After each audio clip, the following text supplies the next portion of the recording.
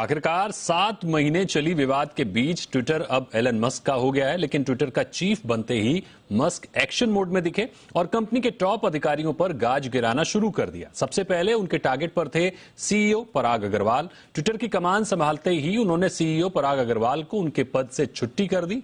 इसके साथ ही उन्होंने चीफ फाइनेंशियल ऑफिसर नेड सहगल और legal affairs and policy chief Vijaya गड्डे को भी बर्खास्त कर दिया। दुनिया के सबसे अमीर शख्स और टेस्ला कंपनी के मालिक मस्क ने डील होते ही ट्वीट किया, चिड़िया आजाद हुई।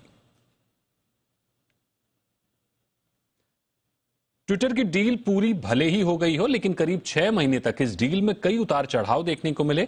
ट्विटर डील की पूरी टाइमलाइन लेकर हमारे साथ मौजूद हैं मेरे सहयोगी कुशल गुप्ता।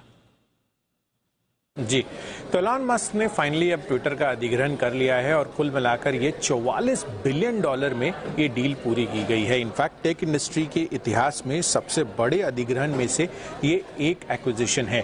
इनफैक्ट आप देखिए, लेकिन इस डील को लेकर पिछले 6 महीनों में जिस तरह का घमासान मचा है, जिस तरह की लीगल प्रोसीडिंग्स हुई हैं, दो पार्टियों के बीच में जो मतभेद हुआ है, उस पर एक क्विक टाइमलाइन मैं आपको बता देता हूं। सबसे पहले 14 अप्रैल को हमने देखा कि $54.2 प्रति शेयर पर एलन मस्क ने ट्विटर को खरीदने की इच्छा जाहिर की, ऐसा ऐलान उन्होंने कर दिया। इसके बाद 25 अप्रैल को ट्विटर की तरफ से भी अप्रूवल आ गया कि यहां पर वो डील को लेकर ओके हैं, आप इसको लेकर आगे बढ़ सकते हैं। पर उसके अगेंस्ट में 13 मई को मस्क ने ट्विटर पर ट्वीट कर कहा कि जो फेक अकाउंट्स की चिंता है उसके कारण डील होल्ड पर रखी गई है। यही नहीं, 16 मई को इसके जवाब में ट्विटर सीईओ पराग अग्रवाल ने काफी सारे पोस्ट में ये चीज बताई कि स्पैम और फेक अकाउंट्स को लेकर जो उनकी कैपेबिलिटी है ट्विटर की, वो काफी ज्यादा मजबूत है और वो डील को लेकर आगे भी बढ़ सकते हैं।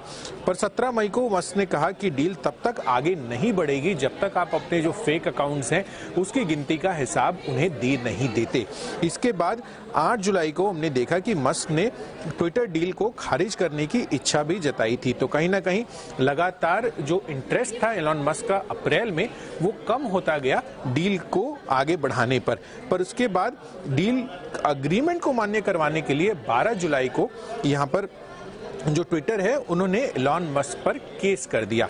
अब केस के बाद क्या हुआ कि जो 19 जुलाई है, जब डेलावेयर चांसरी कोर्ट जज जो हैं उनकी तरफ से ये चीज फाइनल निकल कर आई, ये ऑर्डर निकल कर आया कि अक्टूबर महीने में आप 5 दिन का इस लीगल प्रोसीडिंग्स को लेकर ट्रायल रखें।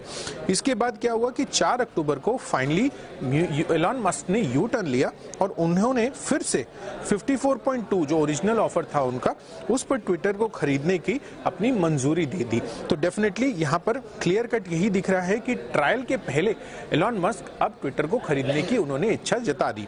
17 अक्टूबर को हमने देखा कि डील को लेकर जो ट्रायल शुरू होने वाला था वो 28 अक्टूबर तक टलता हुआ दिखा और डेफिनेटली 27 अक्टूबर यानी कि कल यहां पर डील ऑलरेडी हो चुकी। तो डेफिनेटली यहां पर काफी ज्यादा अप्स एंड डाउन्स डील्स को लेकर, इतनी बड़ी डील को लेकर होते हुए दिखे। तो अप्स एंड डाउन्स जब डील्स को लेकर होते हुए दिख रहे थे तो उसकी वजह से जो ट्विटर का शेयर था उस पर भी इंपैक्ट आता हुआ नजर आया। 14 अप्रैल को जहां पर स्टार्ट हुई थी ये इंटरेस्ट की बात कि ट्विटर को खरीदेंगे एलन मस्क, उस टाइम 45 रुपए के आसपास भाव था। फिर उसके बाद जिस तरह के इफ्स एंड बट्स होते हुए दिखे, जो लीगल बैटल्स हुई, 8 जुलाई को हमने देखा कि जो क्लोजिंग प्राइस थी वो 36.8 तक पहुंच गई थी।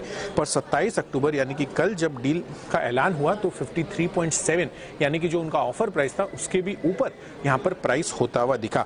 तो डेफिनेटली एक तो ये चीज हुई, साथ ही ट्विटर के अधिग्रहण के बाद एलन मस्क ने काफी सारे बदलाव भी किए, जिसमें सबसे पहला तो यही है कि जो ट्विटर के 3 टॉप एग्जीक्यूटिव्स थे उनको उन्होंने फायर कर दिया, जिसमें सीईओ, सीएफओ और जो legal affairs and policy chief के लोग हैं वो शामिल थे। और मस्क ने फाइनली ये कहा कि the bird is freed now. Bird आप जानते हैं कि जो ट्विटर का लोगो है, तो बर्ड इज फ्रीड, ये उन्होंने ट्वीट कर कहा।